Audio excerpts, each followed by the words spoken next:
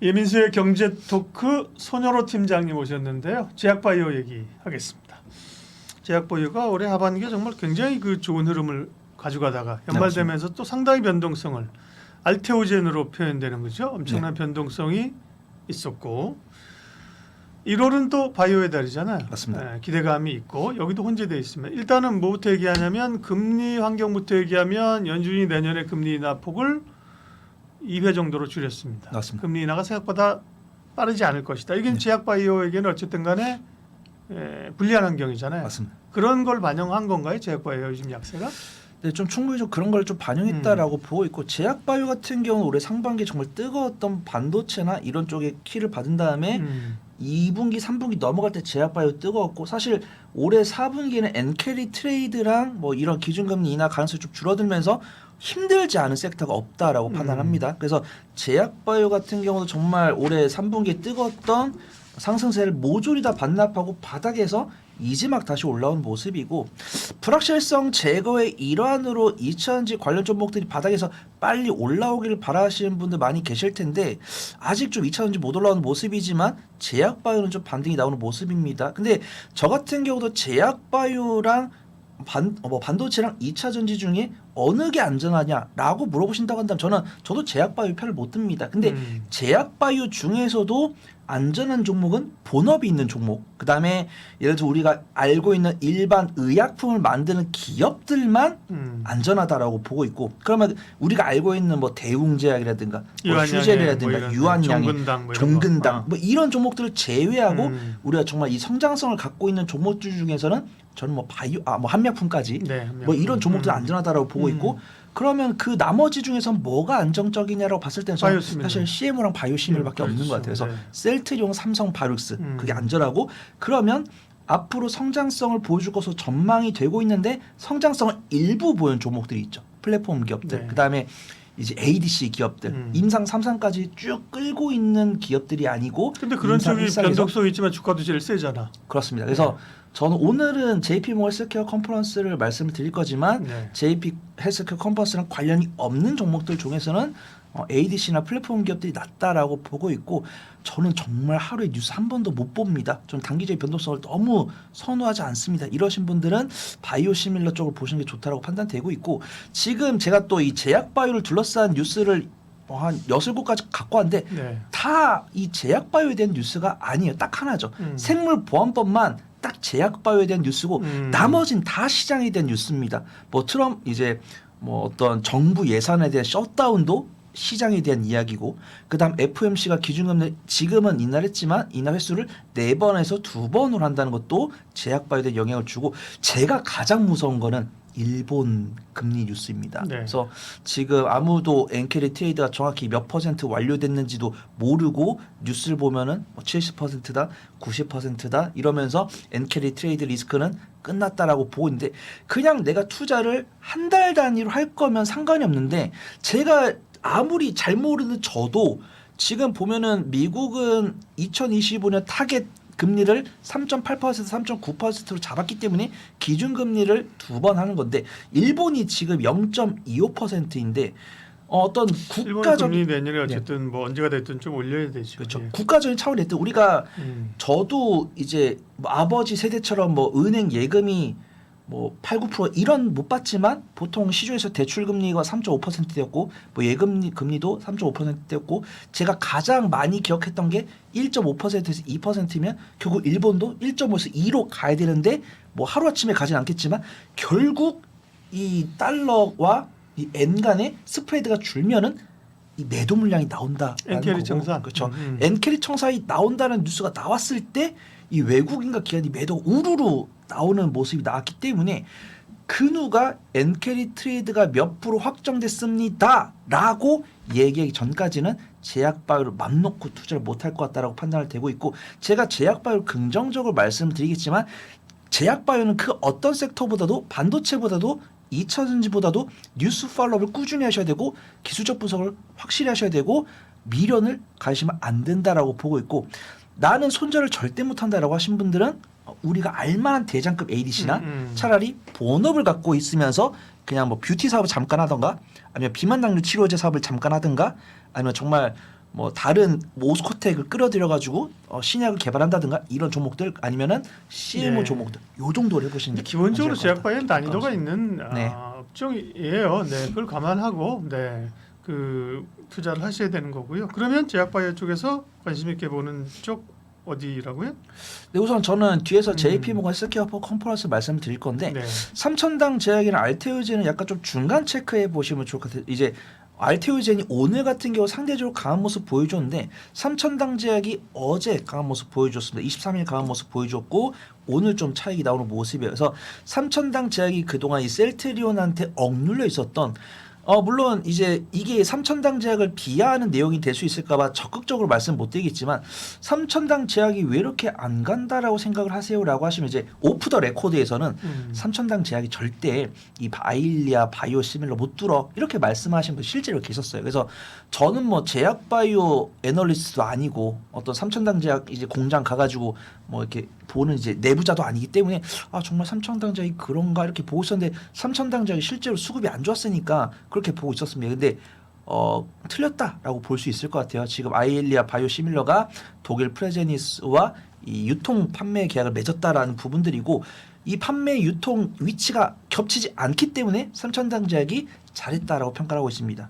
셀트리온 같은 경우는 국내랑 유럽의 판권이고 삼천당 제약은 북미 쪽이랑 동남아시아 쪽이기 때문에 판매 유통 구조가 안 겹쳐요. 그래서 삼천당 제약은 아일리아 바이오시밀러 원료 납품을 할 수 있다라고 보고 있는데 오늘은 단기 차익 실현 나왔는데 단기 차익 실현이 꽤 많이 나왔어요. 근데 이거 바이오 이렇다니까요. 네. 어제 삼천당 제약 뉴스 어제 상한가 아니었나요? 상한가였고 오늘 갭상승했습니다. 야, 오늘 8% 밀어버리고 네. 그죠? 종가가 8%니까 위에 시가가 7%네, 그죠? 네. 7% 8% 하면 하루 15%네. 야. 그래가지고 이게 참 이것이 재밌는 게 바이오야. 예. 저는 욕 먹을 각오 또 이야기를 하냐면 네. 제가 이제 알테오젠 이야기할 때도 저는 어떤 뭐 제가 직접 알테오젠을 가거나 뭐 그러지 못하고 시장에서 규모에서 예를 들어서 이제 리포트가 나오잖아요. 알테오젠이 뭐 누구랑 계약을 해가지고 마이스토리 얼마가 나올 거다라고 했는데 뉴스 쫓아하면 안 돼, 바이오는. 아시는 분도 아시겠지만 네. 시장 규모에 넘치는 경우보다 예. 부족한 경우가 훨씬 많습니다. 그래서 지금 알테오젠도 제가 뭐 알테오젠이 부정적으로 보는 건 아닌데 예를 들어서 뭐 한 2천억, 3천억 수령한다고 하더니 분기에 보니까 800억 들어오는 모습이고 이번에도 마이스토 수령한다는 뉴스가 나왔는데 정확히 뭐 몇 분기에 걸쳐서 들어올지 모르기 때문에 밸류에이션 입장에서는 뭐 12개 선여포가 뭐 700으로 산출됐다 이런 얘기를 했어요. 근데 삼천당 제약을 오늘 외국인이 왜 이렇게 많이 팔았냐라고 했을 때 그 이유는 뉴스로 안 나왔지만 이런 이야기를 하시더라고요. 삼천당 제약이 일단은 이 아일리아 바이오시밀러를 계약을 해가지고 유통을 했을 때 구체적으로 매출이 얼마 나올지 얼마나 팔릴지 요런 이야기가 없으니까 차익이 구실로 삼는 거다. 근데 저는 참 가슴이 아프더라고요. 이 투심이 중요한 게 이건 것 같아요. 이 알테오젠을 바라보시는 분들에 대한 투심은 강하니까 지지를 잘해주고 그렇죠. 삼천당 제약은 그냥 그래서 훅 무너지는 삼천당 거죠. 제약이 얼마 밸류에이션 얼마인데 그렇죠. 이거에 대한 대답을 못하니까 훅 밀리는 거니까 투자를 하신 분들은 제약 바이오는 당연하지만 밸류에이션은 근거이지 투심과 기술 분석을 하시는 게 중요할 것 같다. 그렇게 보고 있고요. 시간이 얼마 안 남은 것 같으니까 네. JP모건 헬스케어 컨퍼런스에 보면 제가 또 한 5종목을 말씀을 드릴 건데 예. D&D 파마텍이랑 브릿지바이오랑 DSVX 이 종목은 매매 관점으로 보시면 좋을 것 같습니다. 제 토픽은 ABL 바이오랑 한올바이오 파마예요. 그래서 한올바이오 파마 같은 경우는 저번 주 금요일과 월요일 날 탄력적이었고 오늘 ABL 바이오가 좀 강하더라고요. 그래서 각자 뉴스들은 검색해 보시면 다 나오는데 D&D 파마텍 같은 경우는 헬스케어 컨퍼런스에 참여해서 비만 당뇨 치료제 기술을 발표한다고 했습니다. 그 다음에 DXVX도 비만 당뇨 치료제 연구하고 있어요. 최대 주주가 한미약품입니다. 그래서 이제 한미약품의 그 찬한분이 최대 주주죠. DXVX도 이제 GLP-1을 기반으로 한 비만 당뇨 치료제 발표하겠다고 했습니다. 그 다음에 브릿지 바이오 테라퓨틱스 같은 경우도 JP모건 헬스케어 컨퍼런스에 참여해서 자신들이 개발하고 있는 파이프라인을 발표하고 기술 이전을 협의하겠다. 이 뉴스가 나오면서 가장 먼저 이제 좀 변동성을 보여준 종목이고 한올 바이오파마랑 ABL 바이오는 제가 오늘도 이제 뉴스 검색을 했는데 참여하겠다라고 이야기는 아직 안 나왔어요. 근데 아시는 분들 아시겠지만 ABL 바이오는 매년 이 JP 헬스케어 컨퍼런스 참여를 하고 있는 모범생입니다. 그다음에 2022년에 사노피에다 기술 이전하면서 마일스톤 수령했던 이력이 있는 종목이고 한올바이오 파마도 2017년부터 매년 참가를 했는데 2024년에는 참가를 안 했더라고요. 2025년에 참가하겠다고 아직 발표는 안 나왔는데 이 한올바이오 파마의 가장 유명한 파트너사죠. 이뮤노바트입니다. 이 이뮤노바트가 한올바이오 파마한테 기술 이전 받은 IMVT 1401을 이제 자신이 개발하고 있는 면역 항암제에다가 병용 투여한 결과물을 이 JP 헬스케어 컨퍼런스에다가 발표하겠다고 내용 나왔기 때문에 ABL 바이오 한올 바이오 파마를 유심히 지켜보시면서 천천히 모아가시다가 이 JP 헬스케어 컨퍼런스가 내년 1월 13일인가 그래요. 내년 1월 13일부터 1월 16일까지 열리니까 지금 사셔가지고 행사 개최되기 전에 매도 준비를 하시되 ABL 바이오랑 한올 바이오 파마가 이 JP 헬스케어 컨퍼런스에 참여하겠다라고 뉴스가 나왔을 때는 대응할 준비를 해보시면 좋을 것 같습니다. 지금 언급하신 기업들이 다 JP모건 컨퍼런스에 참여하거나 참여할 가능성이 높은 기업들이군요. 맞습니다. 아까 언급한 D&D 파마텍, 브릿지바이오, DXVX도 그렇죠. 네, 그렇습니다. 그런 거. 지금 이 참여하겠다고 발표한 기업 한 8개 정도 되는데 네. 그 중에서 제가 적자 기업이거나 시가총액이 1,000억이 안 되는 종목들은 제외를 했고요. 네. 시가총액이 1,000억이 넘어가면서 약간 좀 기술력이 있다라고 평가되는 종목 아니면 든든한 이 전방 우군이 있는 기업들 3종목만 추려드렸고 세 종목? D&D 파마텍, DSBX, 브릿지바이오, 그다음에 ABL 바이오랑 한올 바이오 파마. ABL 바이오는 당연히 이제 이 기술 수출을 통해서 연간 실적 흑자도 기록을 했던 기업이고 ABL 바이오랑 한올 바이오 파마 너무 유명하잖아요. 그래서 기간 매매 관점으로 접근할 수 있을 것 같다. 그렇게 좀 평가하겠습니다. 네.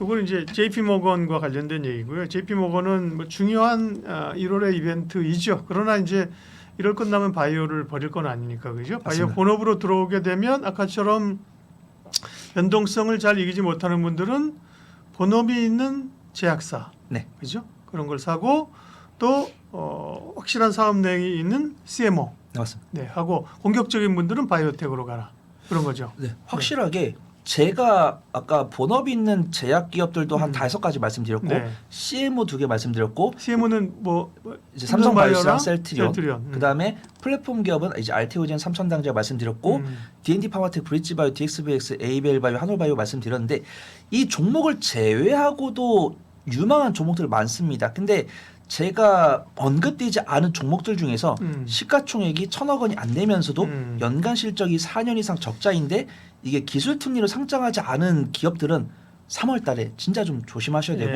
3월 달에 그런 그렇죠. 위기가 안 감사 오더라도 보도 날 때 얘기하시는 거예요. 감사 시즌이 또 3월에 오고 그다음에 이 관리 종목을 회피하기 위해서 자금 조달하는 기업들이 있습니다. 그래서 저번 주 금요일 날 장 끝나고 올빼미로 유증한 기업들도 있어요. 그런 기업들이 막 시간이 하한가고 그러니까 제약 바이오는 반드시 좀 안전한 종목도 위주로 하시는 게 좋을 것 같습니다. 네. 비만 쪽은 별로 관심 없으신가 봐요. 뭘 날씬하셔서. 뱃살이 많은데 저 운동으로 빼보려고 합니다. 예. 그러니까 비만도 근데 내년도 그렇고 계속 이제 성인병이나 비만이 많으니까 관심이 있는데 변동성 크더라고요. 그죠?